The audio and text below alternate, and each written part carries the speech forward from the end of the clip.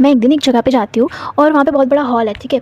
और उस हॉल में जाके वहाँ पे सबसे पहले मैं एक चीज़ पढ़ती हूँ जो कि होती है welcome to India that is Bharat, welcome to India that is Bharat, ऐसा वहाँ पे लिखा हुआ होता है। तो सबसे पहले मैं वो चीज़ देखती हूँ, इसीलिए वहाँ पे भारत लिखा होता है। अब भारत का सबसे सुप्रीम चीज़ क्या है? कॉन्स्टिट्यूशन। आज हम पढ़ने वाले हैं constitution of India by a very simplest way that is story telling. अब ऐसे हम अगर कॉन्स्टिट्यूशन याद करेंगे तो be connected with me in my series of constitution.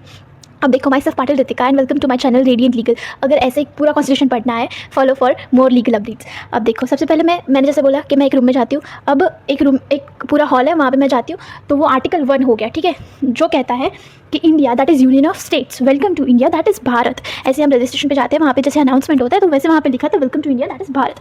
फिर आर्टिकल 2 और आर्टिकल 3 ऐसा कहता है, आर्टिकल 2 कहता है कि न्यू स्टेट्स क्रिएटेड, कॉन्स्टिट्यूशन में न्यू स्टेट्स हम क्रिएट कर सकते हैं। और आर्टिकल 3 ऐसा कहता है बाउंड्रीज, मतलब मैं जब वहाँ पे पढ़ती हूँ, ठीक है, वेलकम टू इंडिया, और फिर थोड़ा आगे जाती हूँ ना तो मैं एक मैप देखती हूँ, वहाँ पे बहुत बड़ा मैप होता है। तो मैप पे नई बाउंड्रीज, नई स्टेट्स बन रही होती है और पुरानी जो बाउंड्रीज थी वो अलग से एडिट हो रही होती है, ठीक है।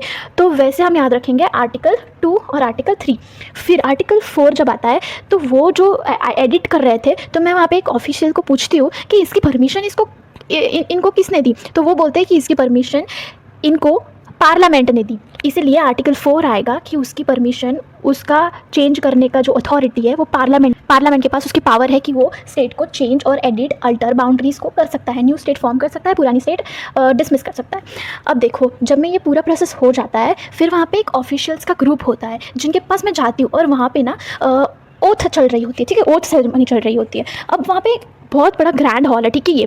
और जब ओथ सेरेमनी चल रही है तो वो ओथ कौन ले रहा होता है? प्रेसिडेंट और गवर्नर और प्रेसिडेंट जब ये ओथ ले रहे होते हैं तब वहाँ पे वो ऐसी ओथ लेते हैं कि सिटीजनशिप लोगों को दिलवाने की ओथ वो वहाँ पे ले रहे होते हैं। तो ऐसे ही करके वो लोग सिटीजनशिप देते हैं जो कि आता है कॉन्स्टिट्यूशन के अंदर।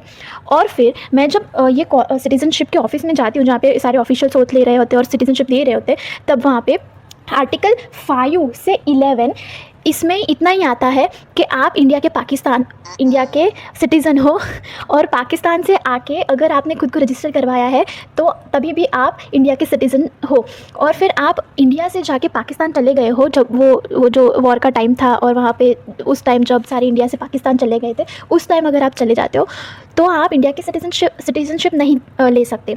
पर अगर उतने 7 to 14 डेज़ में अगर आप वापस आ गए हो तो आपके पास इंडिया की सिटीजनशिप है। अगर आप बाहर की कंट्री में रहते हो तो आपके पास इंडिया की सिटीजनशिप है।